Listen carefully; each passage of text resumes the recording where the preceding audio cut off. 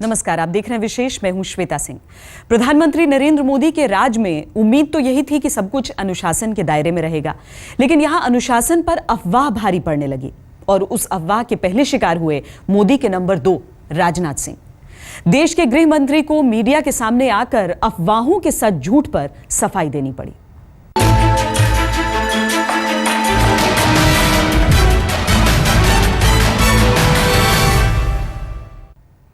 गृह मंत्री राजनाथ सिंह ने सफाई तो दे दी कि उनका या उनके परिवार का किसी भी किस्म के गड़बड़ झाले से कोई भी लेना देना नहीं है। उनकी सफाई को प्रधानमंत्री नरेंद्र मोदी और बीजेपी अध्यक्ष अमित शाह ने भी 16 आने सच बता दिया। लेकिन सफाई और समर्थन की ये राजनीति बता रही है कि कुनबे में कुरुक्षेत्र बनता जा रहा है।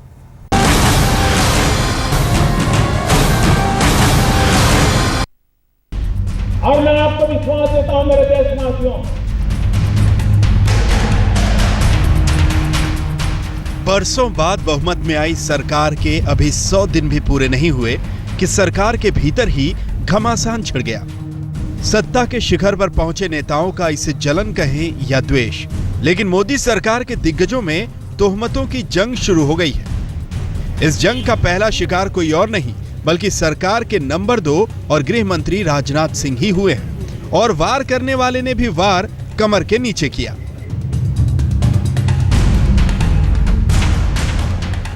पिछले 15 दिनों में राजनाथ सिंह के परिवार और खासकर उनके बेटे पंकज सिंह को लेकर जिस तरह से दिल्ली दरबार में अफवाहों का बाजार गर्म था, उससे राजनाथ सिंह इस कदर आहत हुए कि इन्होंने राजनीति को ही ठोकर मारने की बात कर डाली। देश की जनता को आश्वस्त करना चाहता हूं कि जिस दिन मेरे अथवा मेरे परिवार के किसी सदस्य के ऊपर कोई आरोप प्रथम दृष्टया भी सिद्ध हो जाएगा, उस दिन इस राजनीति को ठोकर मारकर मैं घर बैठ जाऊंगा। हालांकि गृह मंत्री ने बार बार पूछे जाने पर भी उनके खिलाफ साजिश रचने वालों का नाम नहीं लिया, लेकिन राजनाथ के करीबी सूत्रों का कहना है कि छवि खराब करने के पीछे सरकार के भीतर ही कुछ चेहरे हैं। जी हां, कुछ ऐसे चेहरे जो राजनाथ की सरकार में बढ़ती ताकत और मोदी से बढ़ती नजदीकियों से सियासी तौर पर परेशान है। कौन से तत्व हैं ऐसे जो बस तत्वों की तलाश सब खोजी पत्रकारिता। आज गृह मंत्री राजनाथ सिंह के सनसनीखेज बयान ने जहां पार्टी के भीतर और बाहर हड़कंप मचा दिया, वहीं राजनाथ ने अपने विरोधियों को यह भी साफ कर दिया कि प्रधानमंत्री नरेंद्र मोदी इस मुश्किल वक्त में उनके साथ खड़े हैं। मैंने प्रधानमंत्री जी से भी बात की है। प्रधानमंत्री जी ने स्वयं मेरे समक्ष आश्चर्य व्यक्त किया है।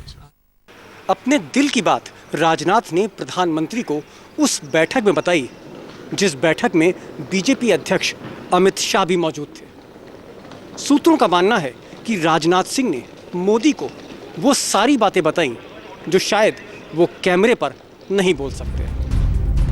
इधर राजनाथ ने मीडिया के सामने आकर सफाई दी, उधर प्रधानमंत्री नरेंद्र मोदी ने किसी अफवाह को लेकर पहली बार सार्वजनिक तौर पर खंडन किया। प्रधानमंत्री मोदी तो राजनाथ से भी एक कदम आगे निकल गए और इस मुद्दे पर साफ साफ जता दिया कि उनके मंत्रियों के चरित्र हत्या का मतलब सरकार की छवि खराब करना है। पिछले कुछ दिनों से मीडिया में खबर चल रही है कि प्रधानमंत्री अपने कुछ मंत्रियों के आचरण से परेशान है और गृह मंत्री के बेटे का आचरण ठीक नहीं है। ये सभी रिपोर्ट सफेद झूठ है। इन्हें सिर्फ सरकार के चरित्र हनन के लिए तैयार किया गया है। जो भी अफवाह फैलाने की कोशिश में जुटे हैं वो देश का नुकसान कर रहे हैं। पीएमओ के बयान के बाद पार्टी अध्यक्ष अमित शाह की तरफ से भी बयान आ गया। उसमें कहा गया है कि पार्टी के निवर्तमान राष्ट्रीय अध्यक्ष एवं केंद्रीय गृह मंत्री राजनाथ सिंह के पुत्र के संदर्भ में भी अनर्गल और आधारहीन चर्चाएं उत्तरोत्तर प्रचारित की जा रही थी। पार्टी के राष्ट्रीय अध्यक्ष के रूप में मेरा यह मत है कि हमारे सभी मंत्रियों का आचरण उच्च कोटि का और उनकी सत्यनिष्ठा असंदिग्ध है। उनके बारे में ऐसे सभी प्रचार निराधार और भ्रामक है।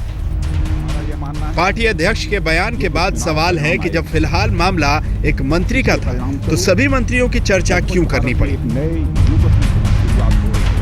घर का झगड़ा जब सड़क पर आ जाए तो दूसरों को चुटकी लेने का मौका मिल जाता है। राजनाथ खुशकिस्मत निकले कि दोस्तों से दुश्मन बने जेडीयू की तरफ से उन्हें क्लीन चिट मिल गई।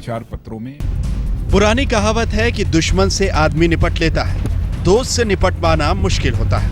राजनाथ के लिए सरकार के अंदर अपने उन दोस्तों से चुनौती है जो बैठते तो बगल में हैं, लेकिन दांव पेच के तीर तरकश के साथ। संघ की सरकार, शुचिता की सरकार, लेकिन लांछनों का दौर है। शायद इसीलिए राजनाथ को अपने जीवन का सबसे मुश्किल बयान देना पड़ा, राजनीति को ठोकर मार देने का। लेकिन दबाव अब राजनाथ पर नहीं, उनके विरोधियों पर। अक्षय सिंह के साथ दीपक शर्मा, दिल्ली आज तक। आखिर राजनाथ सिंह के खिलाफ कौन जहर फैला रहा है? जवाब तो खुद राजनाथ भी नहीं दे रहे हैं। लेकिन ऐसा माना जा रहा है कि जिस तरह से मोदी और संघ की नजरों में राजनाथ का कद बढ़ा है, उसके बाद उनके कुछ विरोधी उनकी छवि बिगाड़ने में जुट गए हैं। खबर यह भी है कि आरएसएस ने मोदी सरकार को सख्त हिदायत दी है कि अफवाहों की ऐसी हरकतें आगे नहीं होनी चाहिए।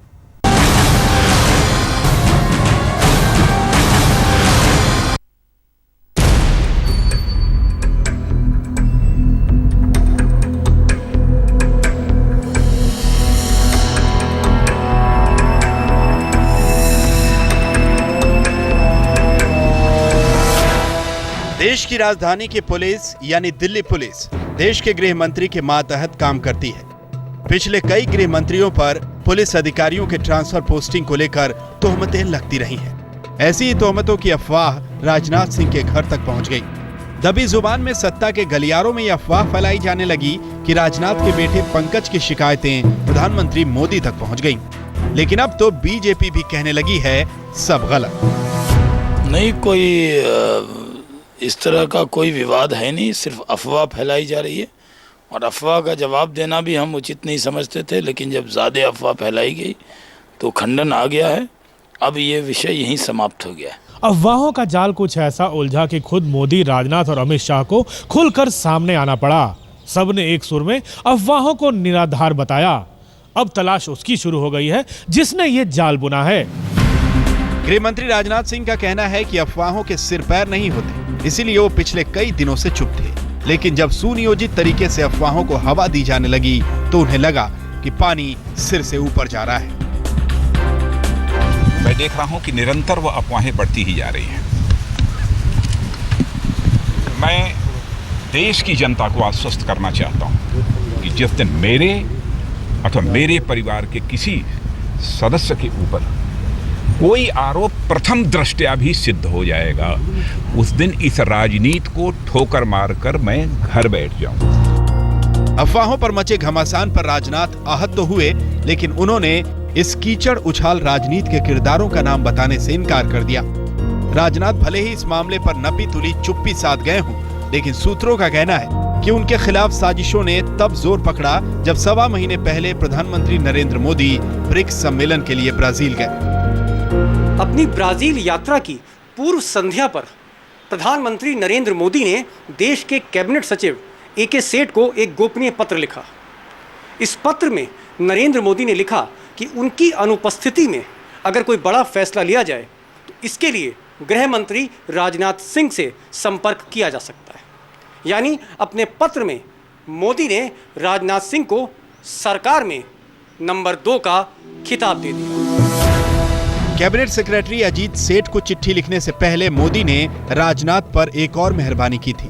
उन्होंने पार्टी के दिग्गजों से भरी लोकसभा में राजनाथ को ही उपनेता बनाया। ये दोनों मेहरबानियां कहीं न कहीं राजनाथ के विरोधियों को खल गईं। उस पर से बीजेपी की राष्ट्रीय कार्यकारिणी में भी मोदी ने राजनाथ की तारीफ की थी। राजनाथ सिंह जी इस टीम के कैप्टन थे और उनकी कैप्टनशिप में लक्षावधि कार्यकर्ताओं ने ये विजयश्री को प्राप्त किया है और इसके man of the match Shri Amit भाई शाह थे। हालांकि मोदी सरकार बनने के बाद राजनाथ के बारे में यह खबर चली कि उनके पर कतर दिए गए हैं। देश का गृह मंत्री होने के बावजूद राजनाथ अपनी मर्जी से अपना पर्सनल सेक्रेटरी तक नहीं रख पाए। लेकिन अमित शाह की अध्यक्षता में बीजेपी का नया लाव लश्कर तैयार हुआ तो उसमें मोदी के अलावा राजनाथ को ही हर बोर्ड में जगह मिली। राजनाथ बीजेपी के संसदीय बोर्ड के सदस्य हैं। वो मार्गदर्शक मंडल में भी शामिल हैं और बीजेपी की कार्यकारिणी में भी सदस्य हैं।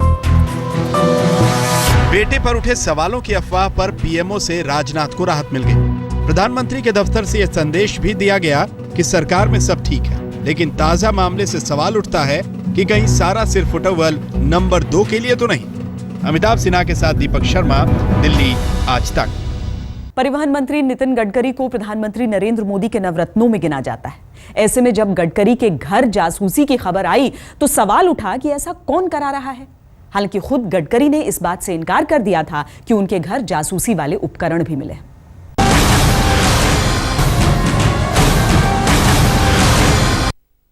कोई आरोप प्रथम दृष्टया भी सिद्ध हो जाएगा। अब अफवाहों का बाजार गर्म है और उस पर अलग अलग सच की रोटियां सेकी जा रही हैं। राजनाथ ने अपने बेटे के सवालों पर जो सफाई दी, उसके बाद सवाल उठ रहा है कि क्या मोदी की सरकार में सब कुछ ठीक ठाक है। सरकार के लिए बेचैनी की खबर तो महीने भर पहले भी तब आई, जब परिवहन मंत्री नितिन गडकरी के घर में जासूसी की खबर आई कि उनके 13 3 मूर्ति वाले आवास से जासूसी उपकरण मिले। पता चला कि ये उपकरण हाई पावर लिसनिंग डिवाइस थे। हालांकि खुद गडकरी ने ट्वीट कर साफ किया कि घर से जासूसी उपकरण मिलने की बात बेबुनियाद है। मीडिया के एक सेक्शन में मेरे घर पर जासूसी के उपकरण मिलने की खबरें पूरी तरह से काल्पनिक हैं। गडकरी जी ने खुद ही ट्वीट करके इस पर कह दिया है कि उस काफ़ी संभावनाओं पर ये स्टोरी बनी हुई है और जिसने इसको दिया है उसको क्लियर करना चाहिए पूरी तरह से। गडकरी ने तो अपनी ओर से मुद्दे को निराधार बता दिया, लेकिन उनकी ही पार्टी के सुब्रमण्यम स्वामी ने उसे ये कहकर आधार दिया कि घटना अक्टूबर की है, यानी उनके मुताबिक करतूत यूपीए सरकार की है। जब चारों तरफ से हंगामा मचा तो हमेशा मौन रहने वाले पूर्व प्रधानमंत्री मनमोहन तक इस मुद्दे पर बोल पड़े। उन्होंने कहा कि मोदी सरकार के हाई प्रोफाइल मंत्री के घर से जासूसी उपकरण का मिलना अच्छा संकेत नहीं है। सरकार को संसद में जवाब देना चाहिए। खबरों के मुताबिक गडकरी ने जासूसी के बारे में प्रधानमंत्री नरेंद्र मोदी और संघ के प्रमुख मोहन भागवत को सूचना दे दी थी। लेकिन सवाल उठता है कि क्या यह सिर्फ जासूसी भर है या सरकार के अंदर कोई और खेल। आज तक ब्यूरो। प्रधानमंत्री नरेंद्र मोदी का दबदबा इस कदर बढ़ा कि माना जाता है कि उनकी मर्जी से ही उनके खासम खास अमित शाह बीजेपी के अध्यक्ष बन गए। अब उस बीजेपी में वाजपेयी, आडवाणी और जोशी जैसे संस्थापक दिग्गज हाशिए पर डाल दिए गए। ये जरूर है कि जिस राजनाथ के पर कतरने की अफवाह चल रही थी, वो मोदी के साथ साथ हर बोर्ड में हाजिर हैं।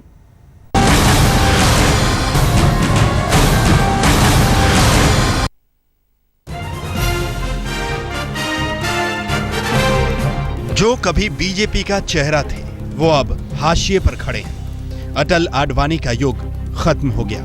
अब तो मोदी और अमित शाह की जोड़ी ही हस्तिनापुर के राजमार्ग पर दौड़ रही है।